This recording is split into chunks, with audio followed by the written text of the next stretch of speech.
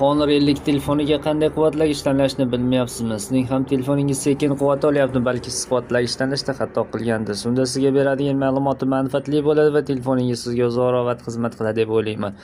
Batareyka sig'imi 4300 mAh. Litium polimerli batareykalar tizimi mavjud. 66 watt quvvatlagich talab qiladi. 66 wattdan kam bo'lgan quvvatlagich ulash tavsiya qilinmaydi. Bu telefon batareykasi tez ishdan chiqishiga, shishib ketishiga olib keladi.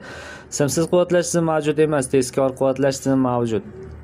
61% ga 30 daqiqada ko'taradi. Oddiy quvvatlash holatida 100% quvvat olish uchun 54 daqiqa kerak bo'ladi. Internetdan foydalanganda 9 soat 6 daqiqa, videolar tomosha qilishda 12 soat 48 daqiqa, o'yinlar o'ynaganda 5 soat 24 daqiqa, kutish rejimida 118 soat, umumiy avtonomik holati 23 soat 01 daqiqani tashkil qiladi. Agarda sizga ham shunaqa ma'lumotlar qiziq bo'lsa, videomiz izohiga yozib qoldiring. Videomiz manfaatli bo'lgan bo'lsa, bizlarni kuzatib boring. Hozircha xayr, salomat bo'ling.